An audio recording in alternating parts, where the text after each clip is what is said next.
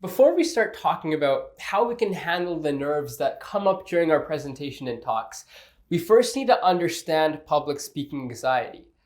Chances are, you're probably afraid of one of two things. Obviously, you might be afraid of physically going out to the front of the room or stepping on stage to present, otherwise known as performance anxiety. But you might also fear the process of actually preparing for your speech, known as process anxiety. People in this stream generally doubt their abilities to organize, prepare well, or research well, instead of the actual public speaking part. Knowing why you're afraid is the first step in the process. Following a structure to go about preparing for your presentation or speech can help mitigate some of that process anxiety. In our Becoming Presentation Savvy course and the previous chapter, we provide that structure. But what can we do to mitigate performance anxiety? Let's talk about something called cognitive restructuring. This is a process where our attention is focused on our thoughts, not our bodily reactions. This allows you to get to the root of why you might be trembling or shaking, which allows you to more fully address these issues. In other words, it's a change in attitude. First, look at your thoughts in the lead up to your speech or presentation. Try to objectively identify what exactly you're afraid of. There's a number of common things that are public speaking fears, but among them is the common fear of being the center of attention. You might not enjoy having all the eyes on you and feeling like you're being stared at, and that's completely normal.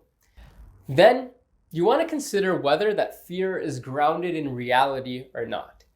For example, the fear of being the center of attention is natural, but does it actually carry that much weight? In today's society, it would be considered rude for audience members not to look at the people that are speaking. Making eye contact is a way of forming support and a positive connection with another person. After that cognitive restructuring, we could recognize that the fear of being scrutinized can be addressed by recognizing that audiences naturally look at the people who are speaking, reminding ourselves that receivers are generally quite supportive. Let's do a little bit of deconstruction of another common fear. The fear of being judged, or that the audience is waiting for you to make a mistake. Think of yourself as an audience member, watching a speaker get up on stage. What are your expectations for that speaker? As an audience member, are you waiting for them to make their first mistake? Do you have massive expectations for their presentations? Chances are the only thing that you're thinking about is you hope they're engaging. That's because most people naturally want to see other people be successful, especially when everyone can empathize with having a little bit of speech anxiety. So don't overthink it. The restructuring here is recognizing that the fear of being judged harshly isn't actually too realistic, because most audiences want you to succeed. They want you to do the best that you can so they can take away whatever valuable things you have to share. Essentially, what we're doing with this cognitive restructuring is grounding ourselves and our thoughts in reality.